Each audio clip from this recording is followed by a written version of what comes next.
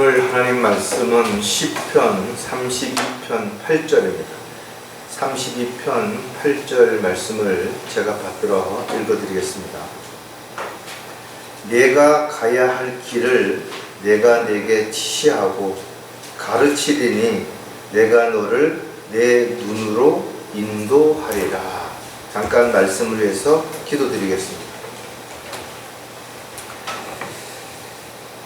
저희들의 모든 것을 다 아시는 주님, 저희들이 무엇을 해야 할지, 언제 해야 할지, 또 어떻게 해야 할지 늘 인도하시고 돌봐주시고 보호해주시는 가운데 오늘까지 승리하는 삶을 살아갈 수 있는 기회를 허락해 주신 주님께 감사를 드립니다. 앞으로도 저희들은 주님 오실 때까지 끊임없는 영적 전쟁을 통해서 승리해야 하며 또 마귀의 공격과 방해와 온갖 술수를 이겨내고 주님 맡겨주신 일들을 잘 감당하다가 주님 만나기를 간절히 구하고 합니다.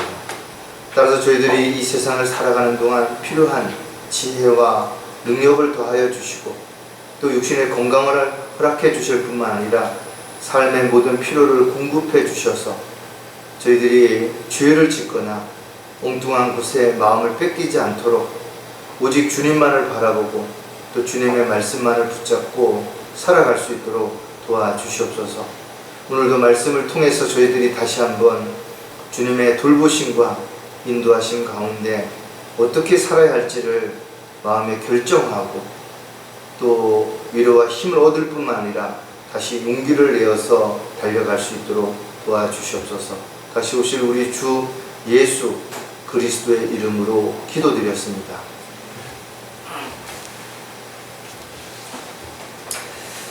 사람들은 무엇인가 목표가 있죠. 또 계획이 있습니다.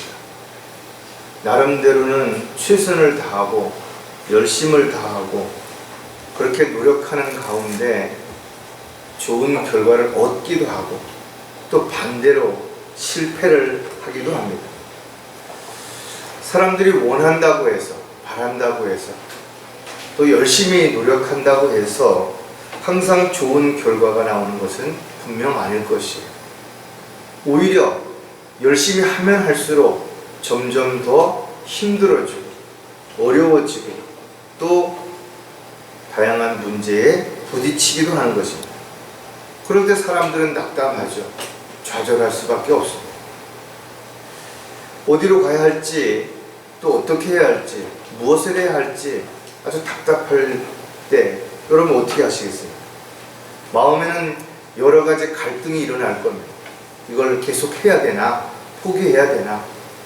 새로운 것을 또 다시 시작해야 되나? 또 무언가를 다시 시작하려니 이런저런 또 문제가 있고 이런저런 어려움이 있고 막막할 때가 너무나 구원받은 그리스도인이라고 해서 다르지 않습니다. 어떨 때는 정말 이것이 옳은 것인지 아니면 틀린 것인지 해야 될지 하지 말아야 될지 정말 답답할 때가 너무나 많이 있죠. 그럴 때 어떻게 해야 되는 것인가? 성경은 거기에 대한 대답을 우리에게 정확하게 가르쳐 주시는 것이 기도하면서 주님께 묻고 기다려야 한다는 것.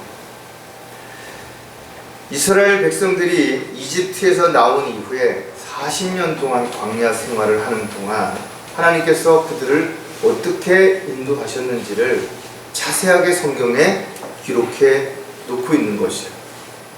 그들이 물이 없을 때는 반석에서 물을 나게 하시고 또 메추라기를 보내주셔서 먹게 하시고 낮에는 구름 기둥으로 밤에는 불 기둥으로 그들을 인도하셨다라고 성경에 기록해 놓고 있는 것이에요. 하지만 성경에 보니까 어떨 때는 전혀 불기둥이나 구름기둥이 움직이지 않았을 때 그들은 어떻게 했는 것인가? 오직 기다렸다라고 기록되어 있다라는 것이죠. 민수기 9장 22절에 보니까 또한 이틀이든지 혹은 한 달이든지 혹은 1년이든지 구름이 성막 위에 지체하여 그 위에 머물면 이스라엘 자손은 그들의 장막에 머물고 이동하지 않았더라. 그러나 구름이 걷히면 그들이 이동하였더라 그랬어요. 어떻게 보면 하루 이틀도 아니고 한 달, 두 달도 아니고 1년 동안 사막 복판에서 아무런 지시도 없는 상황에서 기다린다라는 것은 너무나 답답하고 불편하고 어려울 수 있어요. 그런데 이스라엘 백성들은 구름이 움직일 때까지 이동하지 않고 기다렸다라는 것이다. 어떻게 보면 하나님께서 인도하시는 방법이 사람마다 다를 수 있고 시대마다 다를 수 있죠. 그래서 우리는 성경을 통해서 하나님께서 다양한 사람들을 다양한 목적을 가지고 다양한 방법으로 인도하신 내용들을 우리는 수없이 많이 보았다라는 것이죠. 그러나 그 모든 것들이 우리가 하나님께서 이렇게 인도하시는구나 라는 걸 알 수 있지만 정작 나 자신을 어떻게 인도하는지는 정확하게 우리가 알 수 없을 때 답답할 수밖에 없다라는 거예요. 그래서 오늘 설교 제목은 하나님께서 어떻게 인도하시는가, 우리가 한 번쯤 자신에게 질문해 봐야 된다 이거죠. 지금까지 하나님께서 나를 어떻게 인도해 오셨는가? 그럼 과연 나는 그 인도하심이 있기 전에 하나님께서 이렇게 인도하실 것이라고 알았던 것인가? 돌아보면 전혀 그렇지 못했다라는 거죠. 내가 지금 이 자리에 있기까지 어떨 때는 말도 안 되는, 상상도 할 수 없는 다양한 일들이 일어나서 때로는 맞기도 하고 때로는 나를 용기를 주기도 하고 때로는 어떤 사람을 만나기도 하고 또 어떤 사람을 통해서 손해를 보고 어려움을 겪기도 하고 다양한 그런 일들이 우리의 삶에 있었다는 거예요. 저와 여러분은 분명 예수 그리스도를 믿고 하나님의 자녀가 된 것입니다. 그리고 하나님의 자녀는 성령님을 통해서 하나님께서 인도해 주시겠다고 분명히 약속하고 계시죠. 특히 성령님을 통해서 우리에게 앞으로 일어날 일들을 알게 해주실 뿐만 아니라 우리의 지각을 열어주시고 조명을 주셔서 우리가 어떻게 해야 될지를 매 순간 우리를 이끌어 주시겠다고 약속하신 것이죠. 따라서 저와 여러분이 때로는 이해가 안 되고 때로는 어떻게 해야 될지를 전혀 상상도 할 수 없을지라도 이 모든 과정 속에 하나님께서 분명 함께 하신다라는 사실을 믿는다면 서두르거나 조급해할 필요는 없다라는 것이죠. 인간이 하나님과 다른 특별한 부분 중에 하나는 뭔가 하면 하나님은 인간이 할 수 없는 불가능한 것이 없는 전지전능하신 분이시다라는 것이죠. 그리고 그분이 우리를 인도하시겠다고 또 하나님의 약속을 통해서 그렇게 하셨다라면 우리가 어떤 상황이 있다 하더라도 어떤 처지에 있다 하더라도 우리를 돌봐주시지 못하거나 또는 우리를 외면하거나 우리를 버리시지는 분명 않을 것이라는 것이죠. 따라서 하나님께서 분명 각 사람들을 부르시고 또 준비시키시고 또 일을 시키실 때 다양한 방법을 하셨기 때문에 내가 지금 어떻게 인도함을 받고 있는지 잘 모른다면 또 내가 어떻게 해야 될지를 모른다면 즉시 무릎을 꿇고 주님께서 인도해 주시도록 우리가 기도한 후에 기다려야 한다라는 거죠. 하나님께서는 때로는 우리가 힘들 때 못 본 척 하실 수도 있어요. 또 우리의 생각이나 능력이나 힘으로 할 수 있는데도 불구하고 허락하지 않으실 때도 있다라는 것이다. 또 때로는 우리에게 미리 준비하게 하시기도 하지만 때로는 갑작스럽게 어떤 거를 우리에게 실행하라고 요구하시기도 하시는 것이다. 때로는 잘못했는데도 위로해주고 용기를 주실 때도 있지만 또 반대로 작은 잘못도 엄히 꾸짖으시고 또 힘들게 하실 수도 있다라는 것이다. 또 어떤 일은 확신을 주셔서 포기하지 않도록 용기를 주시기도 하지만 또 어떤 일들은 우리에게 단호하게 거절하고 포기하라고 그렇게 명령하시기도 하시는 것이죠. 따라서 저와 여러분이 각자 자신의 생각, 자신의 경험, 능력 이런 거를 가지고 하나님의 도구로 일꾼으로 쓰임을 받겠다라고 생각하는 그 순간 이미 뭔가 잘못되고 있다는 것을 우리는 분명하게 알아야 될 것이고 인정을 해야 될 것입니다. 하나님께서는 지금까지 우리를 인도하신 것처럼 앞으로도 분명 인도하시고, 그 인도하시는 방법이 가장 현명하신 방법이기 때문에 가장 시간을 단축할 수 있고 또 가장 우리에게 효율적인 결과를 낼 수 있도록 그렇게 하실 거예요. 다만 그와 같은 과정 속에서 우리 스스로가 내 생각에는, 또 내가 알기로는, 내 입장에서는 이런 것이 앞서기 때문에 그 길이 지연되거나 또는 곁길로 돌아서 오거나 이러는 결과가 얼마든지 있을 수 있기 때문에 우리가 이제는 정말 주님께서 우리를 올바르게 인도하신다는 확신을 갖는다면 절대 서두르지 말고 불안해하지 말고 한 걸음씩 주님께서 인도하시는 대로 그렇게 살아가는 저와 여러분이 되셨으면 좋겠어요. 자, 하나님께서 어떻게 인도하시는가, 여러 가지 성경의 예화들이 있지만 그 중에 한 3가지를 우리가 살펴보면서 이렇게 또 인도할 수 있구나 라는 것을 다시 한번 생각해 보면서 저와 여러분 각자에게 일어나는 과정들을 한 번쯤 비교해보는 계기가 있으면 좋겠어요.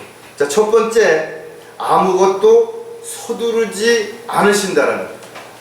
하나님께서는 절대로 조급해하지 않으시는 것이, 우리의 천년이 하나님의 하루와 같다라면 우리가 얼마나 많이 조급해하는 것도 하나님 보시기엔 참으로 아무것도 아닌 것이다.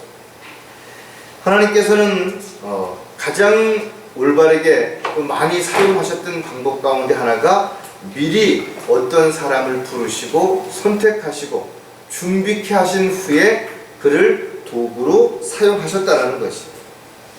하지만 많은 사람들이 자신의 인생에서 하나님께서 그렇게 인도하셨다라는 것을 알지 못한다라는 것이죠. 오직 인간의 생사화복을 주관하시는 하나님께서만이 특별한 각 사람에게 모든 것들을 계획하고 계시기 때문에 대부분 사람들이 쓰임 받고 나서야 하나님께서 나를 이렇게 인도하셨구나 라는 것을 알게 되는 것이죠. 우리는 창세기의 요셉이라고 하는 신실한 한 믿음의 사람을 늘 우리가 떠올리면서 여러 가지 본받을 점도 많이 있고, 또 우리가 이렇게 어려움과 고난과 시련이 있다 하더라도 잘 참고 묵묵히 견뎌내야 되겠구나 하고 위로와 힘을 얻기도 하는 것이고, 근데 창세기 37장 27절에 보면 분명 요셉을 팔아먹은 것은 그 형제들이 그렇게 했다라고 기록이 되어 있는 것이에요. 그럼에도 불구하고 요셉이 이집트에 팔려가서 여러 가지 과정들을 겪었는데 창세기 마지막 50장 20절에 가서 요셉은 이렇게 기록하고 있어요. 당신들은 나에 대하여 악을 계획했을지라도 하나님께서는 그것들을 선으로 계획하셔서 오늘과 같이 많은 백성을 살도록 구원하시려 하셨으니 그랬다라는 거죠. 즉 다시 말해서 요셉은 몰랐지만 요셉이 그와 같은 과정들을 겪었던 모든 것들이 하나님의 계획 가운데 있었다라는 거죠. 만약에 요셉이 팔려가지 않았더라면 포디발의 집에서 그가 성실하게 일했는데 왜 감옥에 갔겠어요? 바로 포디발의 아내의 역할이 없었더라면 그가 감옥에 가지 못했을 것이고, 감옥에 가지 못했더라면 어떻게 이집트의 그 관리들을 만날 수 있었겠냐라는 것이죠. 이런 과정들을 우리가 역으로 보면 이해가 되지만, 그러나 그 과정 하나하나에서는 무슨 의미인지, 왜 이래야 되는지 전혀 알 수가 없었죠. 어떻게 보면 열심히 최선을 다해서 불평하지 않고 살아가는 요셉에게 끊임없는 문제가 일어나고 어려움이 닥쳤을 때 저와 여러분이라면 어떻게 하셨겠냐 이거죠. 어쩌면 포기하고 싶고 도망가고 싶고 그럴 수도 있었는데 요셉은 그렇게 하지 않았다라는 거죠. 저와 여러분에게도 지금까지 나름대로 열심히 살려고 할 때, 또 주님의 뜻대로 살려고 할 때, 말씀대로 지켜 살아가려고 할 때 오히려 더 큰 문제와 어려움이 생길 때마다 여러분 당황하실 수도 있죠. 아니 왜 이럴지, 내가 또 뭘 잘못했나 하고 스스로를 책망하기도 하고, 반대로 하나님께서 왜 나에게 이렇게 힘들게 하시는가 그렇게 불평할 수도 있지만, 우리가 한 가지 분명한 것은 요셉이 그랬던 것처럼 각자 자신에게 주어진 삶 가운데서 최선을 다한다면 분명 하나님께서는 하나님의 계획에 합당한 도구로 우리를 사용해 주실 것이 분명하다라는 것입니다. 따라서 우리가 어떤 감정이나 즉흥적인 생각이나 느낌이 아니라 하나님의 약속, 하나님의 말씀에 근거해서 우리를 부르셨다면 지금 여러 가지 힘들고 어려운 상황이 있다 하더라도 또 갈등과 방황하는 어떤 상황에 부딪혀 있다 하더라도 우리가 뭔가 서두르지 말고 주님께 구하고 기다린다면 반드시 주님의 방법으로 우리를 이끌어 주실 것이라는 것이죠. 자, 아무것도 서두르지 않은 이유를 우리가 몇 가지 그러면 생각해 볼 수가 있죠. 그 중에 하나가 겸손해져야 하기 때문이라는 거죠. 하나님의 일을 하는 데 있어서 가장 중요한 것은 바로 겸손해야 되는 것이죠. 그 반대로 교만해져서 내가 뭐를 할 수 있다든지 내가 뭐를 했다든지 내가 뭐를 할 것이다든지 이런 마음과 생각을 가진 사람은 하나님께서 쓰실 수가 없는 거죠. 왜? 그 일이 잘 됐을 때 결국은 자신이 잘했기 때문에 그랬다라고, 자신이 열심히 했기 때문이라고 말할 수 있기 때문에 그렇다라는 거죠. 그래서 성경에 보면 다양한 방법으로 하나님께서 준비시키시는 그 과정에 여러 가지 보는 내용들이 인내는 연단을, 연단은 소망을 이루는 줄 알미라 그랬어요. 그래서 여러 가지 힘든 과정들을 시험을 통해서 이겨내므로 하면서 스스로 자신을 겸손하게 하는 그런 삶이 그 사람 생활 속에서 이루어질 수 있게 기회를 허락할 수도 있다는 것이죠. 따라서 하나님께서 우리에게 어떤 잘못이 없는데도 불구하고 고난이라든지 어려움을 주시는 이유 중에 하나는 그 과정들을 통해서 우리를 더 단단하게 하실 수도 있지만 우리로 하여금 겸손해지도록 만들기 위해서 그렇게 하실 수도 있다라는 거예요. 신명기 8장 2절에 보면 주 너희 하나님께서 이 40년 동안 광야에서 너를 인도하셨던 모든 길을 너는 기억하라. 이는 너를 겸손하게 하시고 시험하사 내가 주의 계명들을 지키는지 그렇지 않은지 내 마음속에 있는 것을 알려 하심이라 그랬어요. 환경이 좋아지면 하는 일마다 잘 되면 누가 불평하고 누가 딴 길로 가겠어요. 그래서 우리에게도 이와 같이 여러 가지 과정들을 통해서 우리가 정말 우리 마음속에서 우러나서 겸손한 마음으로 그렇게 하는지, 누구에게 보이기 위해서, 잘 보이기 위해서, 인정받기 위해서 그렇게 하는 것인지를 하나님은 보신다라는 거죠. 또 우리가 스스로 자신을 높이지 않을 때 때가 되면 하나님께서 우리를 반드시 높여주신다라고 약속하고 있죠. 따라서 저와 여러분이 어떠한 경우에도 자신을 낮추고 겸손하게 살아가고 있다면 반드시 거기에 대한 부분들을 높여주실 때가 올 것이라는 것을 우리는 성경을 통해서 알고 있다면 우리가 힘들다고 어렵다고 하더라도 우리가 서두르지 말고 조급해하지 말고 주님의 인도하심을 기다리는 저와 여러분이 되어야 될 것입니다. 아무것도 서두르지 않은 또 다른 이유가 뭔가 하면 온전히 헌신해야 하기 때문이라는 거죠. 돈이 많은 사람이 일정액을 헌금을 내는 것과 또 시간이 많은 사람이 일정한 시간을 교회에 나와서 또 하나님의 어떤 일을 하는 것과 많은 부분들이 다를 수 있다는 것이죠. 자신에게 유익이 된다면 얼마든지 적당히 헌신하는 척, 또 자신의 뜻과 계획을 멈추고 주님을 위해서 일하는 척 위선자가 될 수도 있다라는 거예요. 하지만 정말 온전히 헌신한다라는 것은 자신의 모든 것을 아낌없이 내어놓을 수 있느냐라는 것이죠. 마음이 하는 모든 것들을 세상 사람들은 아무도 모를지라도 하나님은 각 사람의 마음을 다 아시는 것이죠. 따라서 우리가 아까워한다면 아나니아와 삽비라처럼 비록 많은 것을 내어놓는다 할지라도 하나님은 그 마음을 보시는 것이죠. 따라서 우리가 많고 적은 것이 아니라 우리가 하나님 앞에 어떤 마음, 어떤 자세로 또 주님을 얼마나 사랑하는지, 얼마나 주님을 위해서 헌신하고자 하는지를 주님은 그 과정과 동기도 반드시 먼저 보신다는 거죠. 로마서 14장 8절에 사도 바울은 우리에게 이렇게 권면하고 있죠. 우리가 살아도 주를 위하여 살고 죽어도 주를 위하여 죽어야 하리니 그러므로 우리가 살든지 죽든지 우리는 주의 것이라. 자신을 부인했습니다. 자신이 무엇인가를 하려고 하는 것이 아니라 또 자신이 하고자 하는 모든 것들이 결국은 주님을 위해서 그렇게 하고자 할 때 진정한 헌신이 될 수 있다는 거죠.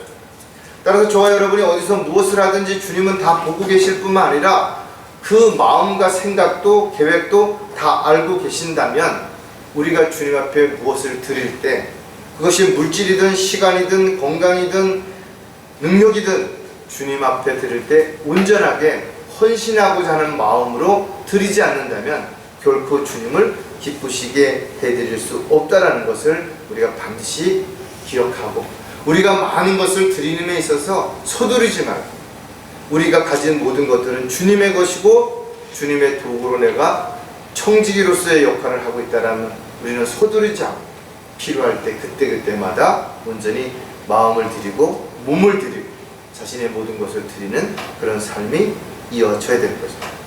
아무것도 서두르지 않으시는 또 다른 이유가 뭐냐 하면 성령으로 충만해야 하기 때문이라는 거죠.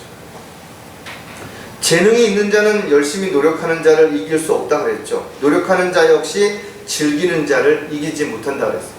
많은 사람들이 재능이 있다고 하더라도 그가 전문가가 되거나 또는 최고의 높은 자리에 올라가는 것은 분명 않을 것입니다.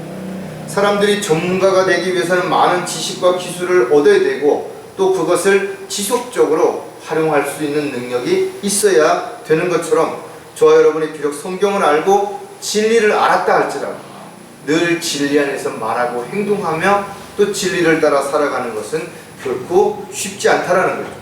그래서 우리가 그와 같은 영적인 삶을 살아가기 위해서는 늘 성령으로 충만해야 되는 것이고, 성령으로 충만하다라는 것은 늘 말씀이 우리 안에 늘 거해서 우리가 모든 것을 판단하고 결정하는 데서 올바르게 사용되어질 뿐만 아니라 모든 것을 판단하고 분별하는 데도 하나님의 말씀이 근거가 되어야 되겠죠. 또 요한복음 16장 13절에서 그러나 진리의 영이신 그분이 오시면 너희를 모든 진리로 인도하시리라. 그분은 스스로를 말씀하지 아니하시며 무엇이나 들은 것을 말씀하실 것이요 또 너희에게 일어날 일들을 알려주시리라. 우리는 성경을 통해서 특히 요한계시록을 통해서 앞으로 어떤 일들이 일어날지를 다 알고 있다는 거죠. 따라서 저와 여러분이 앞으로 어떤 일이 일어날 것을 알고 있다면 또 성령께서 경고하시는 마지막 때의 징조들을 알고 있다면 우리는 늘 성령 충만한 가운데서 마귀의 계획에 또 세상의 유혹에 단호하게 승리할 수 있는 그런 삶을 살아가기 위해서 영으로 충만한, 즉 성령을 따라서 진리 안에서 살아가는 그런 삶이 되어야 되는 것이죠. 세상이 어떻게 변하든 사람들의 가치관이 어떻게 달라지든 중요한 것은 우리가 성령 안에서 성령님의 인도하심 가운데 서두르지 않고 한 발짝씩 앞으로 나아가고 있는 것인가가 가장 중요하다는 것이죠. 자, 하나님께서는 어떻게 인도하시는가? 두 번째 우리가 살펴볼 내용은 열정이 앞서지 않도록 하신다라는 거죠. 세상에는 종교적인 열성을 가진 많은 사람들이 있죠. 겉으로 보기엔 참으로 믿음이 대단한 사람들처럼 보여질 수 있어요. 일주일 내내 교회에 와서 헌신적인 삶을 살아가는 사람들이 있어요. 오랜 기간 동안 기도하는 사람들이 있어요. 하지만 올바른 분별력을 가지고 본다면 그들이 하는 많은 부분들이 단지 종교적인 하나의 열성이라면 이스라엘 백성들에게 하나님께서 경고하셨던 것처럼 그들이 하나님의 말씀을 따라 된 것이 아니라 단지 종교적인 열성을 가지고 하는 것이라면 그것은 결코 하나님 보시기에 합당하지 않다. 이슬람을 믿는 사람들은 하루에 5번씩 기도를 하잖아요. 열정으로 보면 대단하죠. 그 시간을 지킨다라는 거 쉽지 않습니다. 또 절에서도 스님들이 시간을 정해놓고 예불을 드리는 것도 쉽지 않다 이거죠. 얼마나 많은 종교적인 열성을 가진 사람들이 100일 기도, 1000일 기도를 하는가 하면 수천, 수만 배 절을 하기도 하고 추운 겨울에 목욕 재배를 하고 가서 정말 인간 한계를 넘어가는 그런 고행과 선행 또는 어떤 수행을 하는 사람들도 얼마든지 있을 수 있다는 거죠. 하지만 이런 모든 열정들이 결국 하나님 뜻과 계획에 앞서간다면 하나님은 그런 사람들을 도구로 사용하지 않는다는 거죠. 우리는 사도 바울의 열정을 알고 있어요. 그가 예수님을 만나기 전에는 수많은 사람들을 감옥에다 가두고 스데반이 돌로 맞아 죽을 때도 그 옷을 지키면서 그는 아무런 양심의 가책도 느끼지 않았던 것이. 물론 예수님을 만난 이후에도 성령께서 친히 올라가지 말라고 허리띠를 풀러서 손을 묶고 결박했는데도 불구하고 그는 자신이 죽는다 하더라도 올라갔다. 자신에게 어떤 어려움이 있을 때 그 가시를 제거해달라고 3번이나 간구를 드리게 됐다.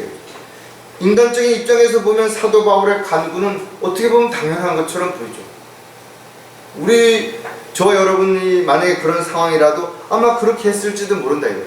왜? 사도 바울이 뭔가를 요구했던 거는, 또 그렇게 열정을 가졌던 거는 자신이 잘 먹고 잘 살기 위해서, 세상에서 명예와 권력이나 사람들에게 인정을 받기 위해서 그렇게 한 게 아니잖아요. 하지만 하나님께서는 딱 잘라서 내 은혜가 충분하도다 이거죠. 어떻게 보면 사도 바울에게 가시가 없었더라면 그의 어떤 학식이라든지 그의 열정이라든지 그런 것들이 오히려 하나님의 계획을 망치는 결과를 가져왔을 수도 있는 것이. 그래서 성경을 보면 하나님께서 그들에게 사도 바울에게 그것을 허락한 이유가, 사탄의 가시를 허락한 이유가 자고하지 않고 스스로 교만하지 않도록 하기 위해서 그것을 허락하셨다라는 거죠.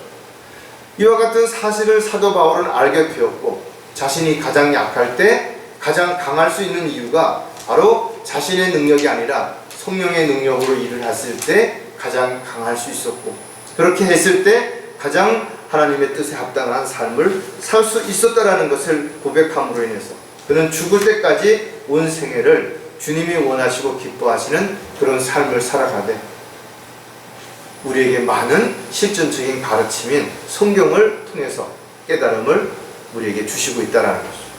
자, 열정이 앞서지 않도록 하시는 이유도 우리가 몇 가지를 생각해 보면 부르심이 다르기 때문이라는 것이죠. 하나님의 부르심을 받은 사람들이 다 동일하지 않아요. 쓰이는 목적도 다르고 쓰이는 그릇의 크기도 다르죠.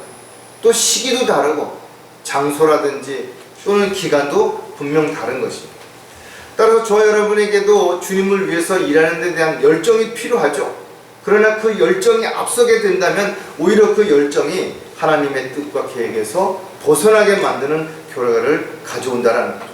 그래서 하나님께서는 능력이 있고 힘이 있고 또 돈이 있고 많은 것을 가진 사람을 사용하기보다는 오히려 그렇지 못한 사람들을 사용함으로 인해서 세상 사람들이 볼 때 저 사람이 도대체 저렇게 할 수가 없는데, 저 사람은 능력도 없고 지식도 없고 힘도 없는데 어떻게 저게 가능하느냐? 바로 하나님의 능력을 하기 때문에 가능한다고 하나님께 영광을 돌리게 하기 위해서 그렇게 부르셨다라는 것이죠.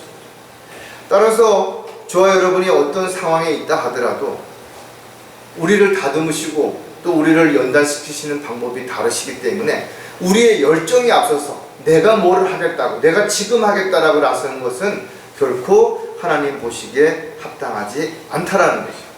따라서 저와 여러분은 자신이 가진 것이 무엇이든지 간에 주님이 부르실 때, 또 주님이 원하실 때 그때 스스로를 자원해서 내어드리는 그런 삶이 되어야지, 내가 뭐를 하겠다라고 주님이 부르시지도 않았는데, 일을 맡기시지도 않았는데 앞서는 것은 결코 합당하지 않은 것입니다. 느헤미야 9장 7절에도 보면 주는 주 하나님이시니 주께서는 아브라함을 택하셔 갈대아 우르에서 인도하여 내시고 그에게 아브라함이라는 이름을 주셨으며, 아브라함이라고 하는 한 사람을 선택하시고 그를 갈대아 우르에서 불러내셔서 그를 믿음의 조상이라고 만들기까지의 과정들을 보면 상상이 안 되는 많은 부분들이 있죠. 저와 여러분이 인생을 살면서 정이 들고 많은 사람들과 관계를 맺어놓은 고향과 친척을 떠나서 어느 날 갑자기 어딘지도 모르는 지시한 땅으로 가라고 했을 때 쉽게 갈 수 있겠는 것인가요? 쉽지 않은 그런 일들을 때로는 하나님께서 부르셔서 그 일을 명령하시기도 하신다라는 거죠. 따라서 자기의 어떤 열정과 생각을 가지고 앞서겠다고 하는 사람보다는 오히려 하나님께서 무엇인가를 명령하고 그와 같은 많은 부분에 부족한 사람들로 하여금 스스로 하나님을 믿고 그 명령에 따라서 순종할 때 하나님께서는 놀라우신 방법으로 그렇게 하시는 것이죠. 가장 지혜로웠던 솔로몬은 사람이 마음에 자기의 길을 계획하나 주께서 그의 걸음을 인도하신다 그랬어요. 인간이 뭔가를 하겠다라고 계획을 세우고 열정을 가지고 시작한다 하더라도 그 걸음을 인도하시는 분은 하나님이시다. 따라서 저와 여러분이 열정을 가지되 그 열정이 앞서서 하나님이 시키지도 않은, 하나님께서도 원하시지도 않은 일을 앞서서 하는 것은 오히려 하나님의 사역에 걸림이 될 수도 있다는 사실을 우리가 생각한다면 하나님의 부르심이 있기까지 우리는 열정보다 더 중요한 것은 순종이라는 사실을 반드시 기억을 해야 될 겁니다. 자, 열정이 앞서지 않도록 하시는 또 다른 이유는 필요한 때가 있기 때문이라는 것입니다. 성경을 읽어보면 모든 것은 때가 있기 마련이라 그랬죠. 전도서에도 보면 하늘 아래 모든 것에는 시기가 있고 모든 목적에는 때가 있으니 그랬어요. 아무리 좋은 것이라도, 아무리 대단한 것이라도 때를 놓치거나 때가 이르기 전에 시작하게 된다면 효과를 거두지 못하는 것이죠. 우리가 대중적으로도 보면 어떤 노래가 나왔는데 인기를 못 얻다가 몇 년 후에, 아니 몇십 년 후에 갑작스럽게 그 노래가 인기를 얻기도 하죠. 어떤 사람이 사업을 했는데 그 당시에는 사람들에게 반응이 없었는데 얼마 후에 그 사업이 또 다른 누군가에 의해서 대박이 나는 경우도 얼마든지 있기 때문에 그런 것이죠. 사도행전 9장을 보면 사도 바울이 어떻게 예수님을 만나고 그가 어떻게 변화되는지에 대한 내용들을 자세하게 기록하고 있다는 것이죠. 저와 여러분도 마찬가지예요. 하나님을 만나는 그 과정이라든지 그 이후의 삶을 보면 우리가 예수님을 만나기 전하고는 전혀 다른 그런 방법으로 살아가고 있는 자신을 보게 될 수도 있는 거죠. 사도행전 9장 6절에 보면 그가 떨며 놀라서 말하기를 주여 내가 어떻게 하기를 원하시나이까 라고 하니 주께서 그에게 말씀하시기를 일어나서 성읍으로 들어가라. 그러면 내가 행할 일을 말해줄 자가 있을 것이라고 하시더라. 사도 바울은 하나씩 그 걸음을 인도하시는 예수님의 말씀을 알고 있다. 마찬가지로 저와 여러분도 주님의 인도하신 가운데 내가 뭔가 한꺼번에 다 알고 그것을 지금부터 다 하는 것이 아니라 하나님께서는 우리가 살아가는 동안에 한 가지씩 보여주시고 또 필요한 사람을 만나게 해주시고 또 그 일을 감당할 수 있는 능력을 주시고 또 그 일을 감당할 수 있는 환경과 여건들을 조성해 주신다라는 것입니다. 예수님도 이 땅에 때가 되셔 오셨고 또 때가 되셔서 십자가에 매달려 죽으셨고 때가 되셔서 부활하시고 승천하시고 이제 또 때가 되시면 오시겠다고 약속하신 것입니다. 이와 같이 저와 여러분에게도 잘 모르지만 분명히 모든 일에 때가 있다는 거죠. 지금 우리는 모르지만 하나님께서는 이 교회가 또 저와 여러분 각자가 어떻게 생애를 살다가 가실지를 다 알고 계시는 거죠. 우리가 서두른다고 우리가 열정을 낸다고 해서 그 모든 일들이 이루어지지 않습니다. 오히려 반대로 지금 우리가 많은 부분에서 침체해 있는 것처럼 느껴지고 뭔가 해야 되는데 너무 가만히 있는 것이 불안할 수도 있어요. 그러나 이럴 때일수록 우리는 더 기다리고 더 주님 앞에 무릎을 꿇고 하나님께서 우리에게 새롭게 또 뭔가 변화될 수 있는 길을 또 관계를 또 상황을 만들어 주실 때까지 우리가 더 그 시기를 잘 놓치지 않고 기다리는 그런 저와 여러분이 반드시 될 수 있어야 될 것입니다. 또 열정이 앞서지 않도록 하는 이유가 무엇인가 하면 걸음을 인도하시기 때문이라는 것이죠. 주님이 우리에게 앞으로 가라고 했는데 갑작스레 우리가 곁길로 막 간다면 다시 우리는 그 길을 돌아와서 시간도 에너지도 낭비한 채 다시 주님이 원하시는 길을 우리가 가야 되는 것이죠. 따라서 누구나 열정이 있다 하더라도 그 열정이 하나님의 말씀에 앞서서 움직이는 그런 일이 일어나지 않게 주님께서는 분명 우리 앞에 가시면서 우리를 인도하시겠다고 약속했다면 주님이 멈추셔서 안 움직이시면 우리도 기다리는 거예요. 또 주님이 가시면 따라가는 거고. 그래서 우리가 주님 앞에 서지 말고 또 주님과의 너무 관계가 멀리 떨어져서 주님의 음성을 듣지 못하는 어리석은 자가 되지 않도록 늘 관계를 잘 유지하면서 그렇게 가야 되는 것이죠. 세상에서 사람들에게 인정을 받고 존경을 받고 명예와 권력과 부를 누리는 것이 세상 사람들이 보기에는 하나님의 은혜 가운데 또 믿음으로 그렇게 잘 사는 것처럼 보여질 수 있을 수도 있어요. 그러나 그렇지 않다라는 것이죠. 때로는 세상 사람들이 보기엔 형편없는 삶처럼 보이고 하는 일마다 잘 안 되는 것처럼 보이고 또 실패한 것처럼 보일지라도 오히려 하나님께서 우리를 인도하시는 방법이 그 방법이 가장 현명할 수도 있어요. 왜? 우리에게도 더 좋은 것, 더 많은 것, 더 새로운 것을 주게 되면 언제 내가 주님을 만나냐는 것이 세상으로 돌아갈 수 있을 수도 있기 때문에 그렇다라는 거죠. 따라서 자신의 능력으로 자신의 열정으로 무엇인가를 하겠다라고 말하기보다는 오히려 주님이 인도하시는 대로 따라가겠다고 순종하겠다라고 말하는 것이 훨씬 더 합당한 것이 되는 것이죠. 에레미야 10장 23절에도 보면 오 주여 인생의 길이 그 사람 안에 있지 아니함을 내가 아나이다 그랬어요. 그의 걸음을 인도하는 것이 걷는 그 사람 안에 있지 않아이다. 자신이 원하는 일을 하고 자신이 가고 싶은 길을 가는 것은 종의 자세가 아닌 것이에요. 종은 주인의 명령에 따라서 움직이는 사람이지 자기가 뭘 판단해서 옳고 그런 것을 결정하거나 자기의 권리를 주장할 수 있는 그런 사람이 아니라는 것이에요. 그래서 하나님의 능력이 아닌 자기의 능력으로 무언가 열심히 해서 무언가 많이 만들어 놓았다고 해서 자랑하지만 그것이 하나님과는 무관한 결과를 가져오기 때문에 내가 지금 가는 길은 모든 것은 때가 있는 것이 분명하고 또 그 걸음을 인도하시는 것은 주님이시기 때문에 결코 내가 느리다라고 답답해할 이유가 없다라는 것이. 이제 때가 되면 주님께서는 또 다른 방법으로 또 다른 누군가를 통해서 또 다른 일들을 이루어 가실 것입니다. 우리가 걱정 안 하셔도 돼요. 하나님의 계획은 절대 실패하지 않으시는 것이. 우리가 보기에는 금방 무슨 큰 문제가 생길 거 없고 어떤 사람이 이야기하는 것처럼 한반도에도 전쟁이 일어날 거 없고 경제가 망할 거 없고 뭐 문제가 생길 거 그렇지만 그렇지 않다 이거죠. 또 설사 그런 어떤 어려움이 닥친다 하더라도 이 모든 것 역시 하나님의 뜻과 계획 가운데 이루어지는 과정 속에 있는 것이라면 저와 여러분은 묵묵히 자기에게 주어진 길을 한 발자씩 앞으로 나아갈 때 그것이 우리가 올바른 길을 승리하는 길을 가는 것이 분명하다라는 것이죠. 자, 마지막으로 하나님께서는 어떻게 인도하시는가? 자원해서 행하기를 원하신다는 거죠. 많은 사람들이 자원한다라는 말을 잘못 인식해서 자기가 뭐를 먼저 하겠다라고 말하는 거예요. 이건 자원이 아닌 것입니다. 종은 자기가 뭘 먼저 할 수 있는, 선택할 수 있는, 또 주장할 수 있는 게 없어요.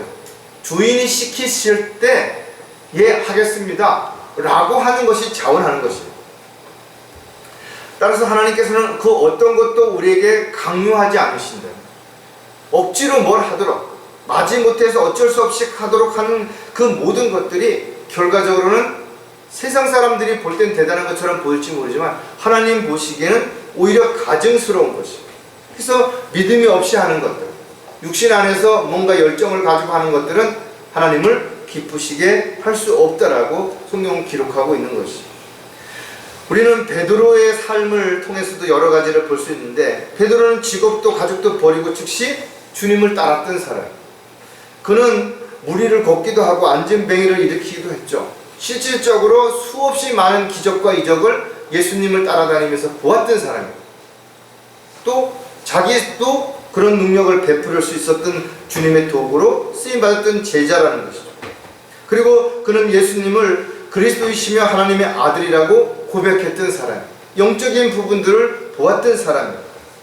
모든 사람들이 다 주님을 떠날지라도 자신은 주님을 절대로 떠나지 않겠다라고 얘기했죠. 그래서 말코의 귀를 잘랐던 그런 대담한 성격을 가졌던 사람이에요. 하지만 그가 실질적으로 십자가에 매달리는 주님을 보았을 때는 3번이나 주를 부인했던 사람이에요. 성령 안에 있지 않는다면 대단한 열정과 자기의 고집이나 성향이 대단하다 하더라도 그 두려움이나 불안함을 이길 수 있는 사람은 누구도 없는 것이에요. 그 이후에 예수님을 만난 베드로를 한번 좀 생각해 보래요. 다 알고 있는데, 자신이 어떤 상황에서 어떻게 했는지를 다 알고 있는데, 그리고 예수님이 십자가에 못 박힐 때 그 모습을, 자신의 모습을 보면서 베드로가 얼마나 통탄했냐 이거죠.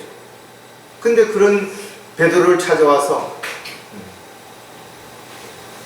3번이나 네가 나를 사랑하느냐고 물었다. 얼마나 기가 막힐 노릇이니. 뭐라고 대답해? 정말 사랑했었는데 그 순간 그것을 견디지 못하고 부인했던 자신의 모습을 돌아보는 그 모습이 얼마나 황당하고 얼마나 참담했겠냐 이거죠. 그러나 그런 과정을 통해서 주님께서 그에게 3번이나 물었던 그 마음을 표현하잖아요. 주님은 내 마음을 아시나이다. 알고 계시죠. 그 이후에 그는 어떤 삶을 살았어요. 온 생애를 오직 주님을 위해 스스로 자신을 내어드리는 헌신된 삶을 살았던 것을 알 수가 있습니다.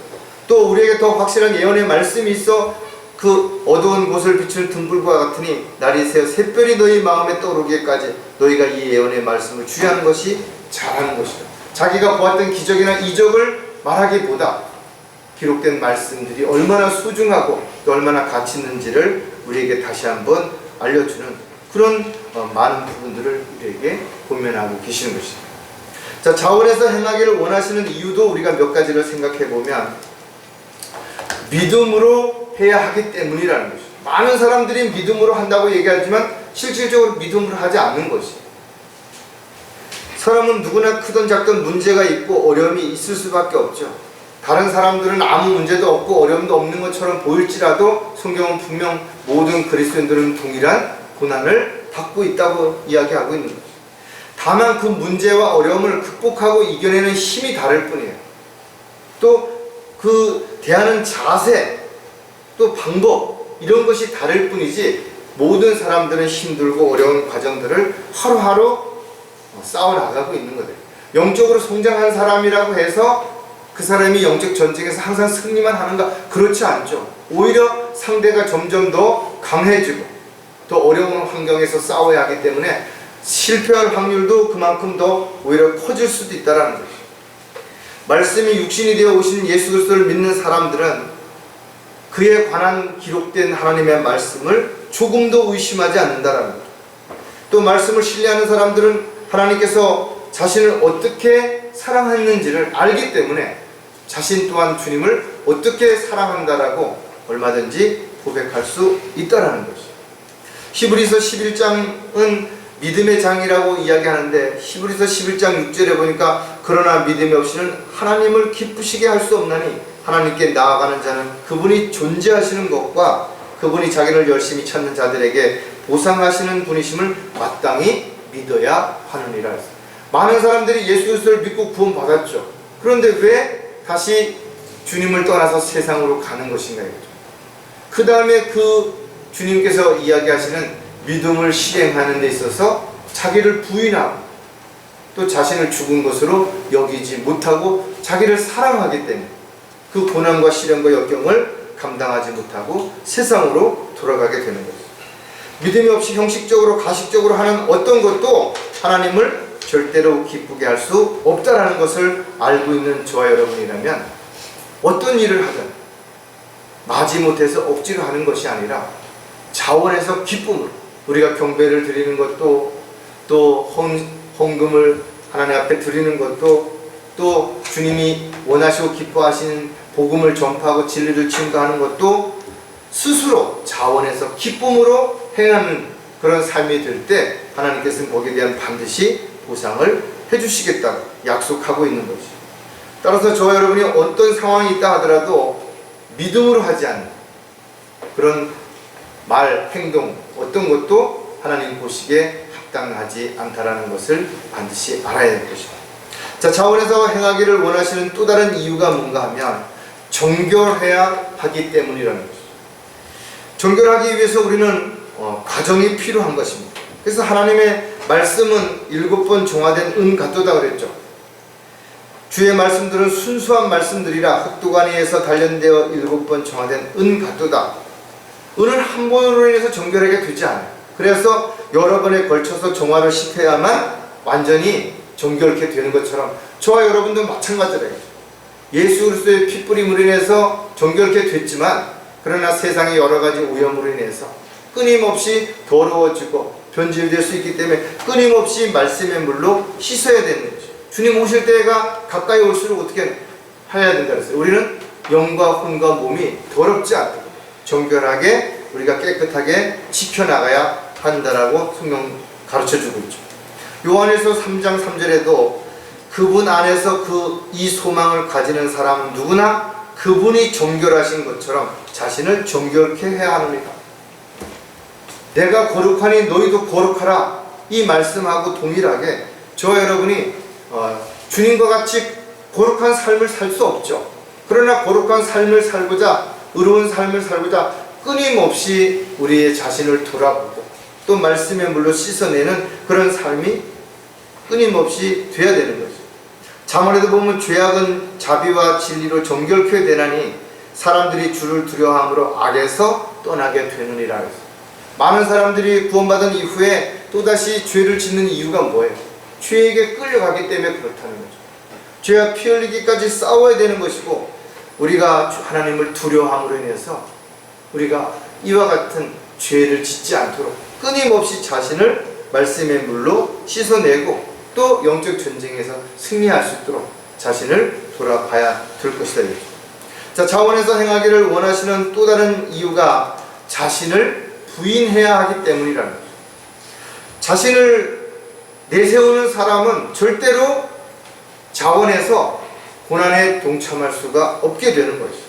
하지만 자신을 부인하는 사람, 십자가를 지는 사람, 주님이 가는 그 발자취를 따르고자 하는 사람들은 자신을 부인해야만 그것이 가능하다라는 거죠. 그리스도인들은 오히려 영광 가운데서 하나님께 영광을 돌려드리는 것이 아니라 고난 가운데서 주님께 영광을 돌려드리는 것이죠. 내가 영광 가운데 있다면, 사람들에게 영광을 받는다면 오히려 내 자신이 칭찬을 받고 인정받는데 익숙해져 버리기 때문에 내가 드러나게 돼요. 나를 자랑하게 되고 나를 내세우게 되죠. 그러나 우리가 자신이 힘들고 어려울 때, 자신이 할 수 없을 때, 자신이 감당할 수 없는 상황에 처했을 때 주님께서 나를 통해서 그 일들을 이루었다라고 말할 때 우리를 통해서 바로 주님께 영광을 돌려드릴 수 있는 삶이 될 수 있다는 거죠. 그래서 많은 사람들이 그랬던 것처럼 가장 힘들고 어려울 때, 또 고난 가운데 있을 때 자신을 부인하고 주님께 영광을 돌려드릴 수 있는 삶이 될 수 있다는 거죠. 고린도후서 5장 15절에 보면 그가 모든 사람을 위하여 죽으신 것은 산 자들이 이제부터는 더 이상 자신들을 위하여 살지 않고 자기들을 위하여 죽었다가 다시 살아나신 그분을 위하여 살게 하려는 것이라.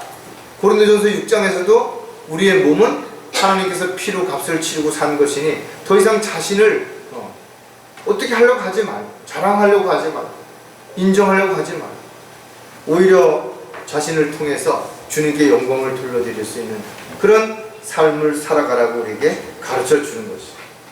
따라서 무엇을 하든지 자신을 위해 뭔가를 하려고 한다면 그는 여전히 자신을 지금 사랑하고 있는 것이지만, 반대로 주님의 일을 위해서 자신을 부인하고 있다면 그는 바로 주님께 영광을 돌려드리기 위해서 자신이 헌신하는 삶을 살아가는 것이죠. 베드로는 너희가 그리스도인으로서 고난을 당하면 부끄러워하지 말고 오히려 그 일로 인하여 하나님께 영광을 돌리라고 권면하고 있죠. 주님을 위해 고난을 받을 때 저와 여러분이 힘들고 어렵겠지만 그 결과 우리는 반드시 주님 앞에 서는 날 상과 유업으로 보상을 받게 될 것이죠. 우리가 상과 유업을 받기 위해서 일을 하는 것이 아니라 주님의 은혜에 감사해서 또 주님이 맡겨주신 일들을 종으로서 일꾼으로서 합당하게 해간다 하더라도 반드시 어느 날 주님은 우리가 행한 모든 것들에 대해서 반드시 보상해 주실 것이 분명하다 이거죠. 그렇다면 저와 여러분이 어떤 일을 하든 간에 마지못해서 억지로가 아니라 자원해서 기쁨으로 행하는 그런 저와 여러분이 되시기를 주의 이름으로 부탁을 드리겠습니다. 기도하겠습니다. 하나님 아버지, 참으로 감사를 드립니다. 주님께서 지금까지 저희들 각자에게 다양한 방법으로 부르시고 또 부르신 이후에 다양한 과정들을 통해서 저희들을 다듬으시고 변화시켜 주시고 또 성장시켜 주셨을 뿐만 아니라 때로는 저희들로 하여금 스스로 자신을 부인하고 포기할 수밖에 없는 고난과 시련을 통해서 주님의 도구로 일꾼으로 순종할 수 있는, 헌신할 수 있는, 또 자신의 열정을 앞세워서 뭔가를 하려고 하기보다는 기다릴 수 있는, 인내할 수 있는 여러 가지 은혜와 사랑을 베풀어 주셔서 참으로 감사를 드립니다. 이제 심히 주님 오실 때가 가까이 왔다라는 사실을 저희들 너무나 잘 알고 있습니다. 하지만 저희들이 결코 그렇다고 해서 서두르지 않도록, 또 자신의 마음과 생각이 조급해지지 않도록 주님의 인도하신 가운데 잘 귀를 기울이고 또 주님이 인도하실 때 한 발씩 앞으로 나아갈 수 있는 저희들의 삶을 주님께서 주관해 주셔서 주님 오셨을 때 잘했다고 칭찬받을 수 있는 달려갈 길을 잘 마칠 수 있도록 도와주시옵소서. 다시 오실 우리 주 예수 그리스도의 이름으로 기도드렸습니다. 아멘.